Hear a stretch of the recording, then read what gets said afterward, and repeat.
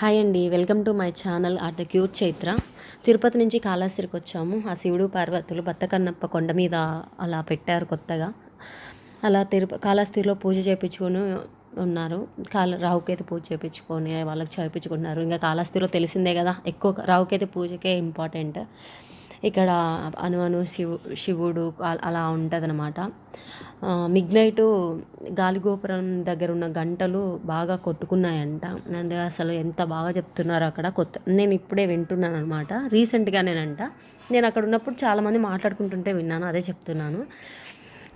ఇలా ఎంట్రన్స్లో కాళహస్తి ఇంకా వినాయకుడిది గుడి బయటకు వచ్చా. మజ్జిగ, మామిడి పండ్లు, మామిడికాయ సీజన్ వచ్చింది, అలా కోసి ఉప్పు కారం పెడుతుంటే అస్సలు ఎంత బాగున్నాయో అసలు. నేను తినలేదు, మేము దర్శనానికి వెళ్ళొచ్చి ఇవన్నీ వీడియో తీసుకుంటున్నాను.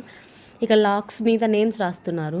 ఇంకా అది చాలా యూత్కి ఇప్పుడు అవి రాసిపించుకుంటారు కదా, సేమ్ అలానే దర్శనం అయిన తర్వాత వస్తున్నప్పుడు రైట్ సైడ్లో కడ్డీలు అమ్ముతున్నారు. తిరుపతిలో తీసుకుందాం అనుకున్నా కానీ తిరుపతిలో చాలామంది ఉన్నారు, కానీ అక్కడ వీడియో అవైలబుల్ లేదన్నారు. కొంచెం జస్ట్ అలా చూపించాను, కానీ నేనేం కొన్నానో నెక్స్ట్ వీడియోలో చూపిస్తాను.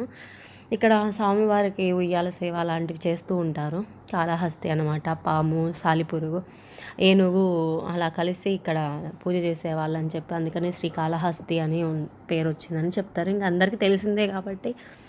ఇలా చాలా పెద్ద టెంపుల్స్ కాళహస్తి. అరుణాచలమే పెద్దది, కాళహస్తి చాలా. ఇలా షాపులన్నీ చూసుకుంటూ మేమేం షాపింగ్ చేయలేదు, సో అందుకని నేనేం చూపించలేదు. మేము తీసుకుంది కడ్డీలు, పాప ఏదో చిన్న చిన్న బొమ్మలే తీసుకుంది. సో ఎక్కువ షాపింగ్ చేయలేదు కాబట్టి నేను షాప్ దగ్గర ఎక్కువ నేనేం చూపించలేకపోయాను. అది కూడా పాప సైడ్, ఇలా షాపులు కాకుండా సైడ్ ఒక పెద్ద ఆవిడ దగ్గర చిన్న చిన్న క్యారియర్ అలా ఉంటాయి కదా, అలాంటివి తీసుకుంది. అలా వచ్చేసరికి దర్శనం అయిపోయింది. మేము ఎక్కడ ఫుడ్ తీసుకోలేదనమాట. ఒక ఊరు బయటకు వచ్చిన తర్వాత ఇక్కడ హోటల్ ఉంది కదా, కుంభకోణం అని, కానీ ఇక్కడ టీ మాత్రమే ఉన్నాయంట, ఫుడ్ లేదని చెప్పేస్తే మేము అవతల రోడ్ క్రాస్ అయ్యాము. అక్కడ బాగుంటుందని చెప్పి హోటల్ నెల్లూరు గార్డెన్ అంట. మేము రోడ్ క్రాస్ అవుతున్నాము, కొంచెం ఇబ్బంది పడ్డాము ఎందుకంటే హైవే కదా, కొంచెం స్పీడ్గా వస్తున్నాయి. అలా దాటాము. దాటిన తర్వాత అక్కడ ఎంట్రన్స్లో ఇవన్నీ ఉన్నాయన్నమాట. ఒక స్వీట్, బేకరీస్ అన్నీ చాలా చాలా ఉన్నాయన్నమాట. బయట కాఫీ షాప్స్ అలా అనమాట. కానీ ఫుడ్ మాత్రం కొంచెం లేట్గా వెళ్ళాం కదా, కొంచెం చల్లగా ఉంది, కానీ టేస్ట్ బాగుంది. మేము 3కి అలా తిన్నాము, కానీ బాగుంది. అలా ఫుడ్ తిన్న తర్వాత స్నాక్స్లో ఏంటో స్వీట్స్ అవన్నీ ఇచ్చారు, కానీ షాపింగ్ దగ్గర ఎక్కువ టైం స్పెండ్ చేయలేకపోయాము. అసలు బ్యాక్ టు బ్యాక్ ఇంకా ట్రావెల్ చేస్తూనే ఉన్నాం అనమాట. అసలు ఓపికే లేదు, కాళ్ళు నొప్పులకి అస్సలు ఎక్కడ నిజం చెప్పాలంటే ఫుడ్ తినడానికి కూడా మాకు ఆపాలన్న ఇంట్రెస్ట్ లేదు. ఎప్పుడెప్పుడు ఇంటికి పోయి పడదామని ఉన్నాం.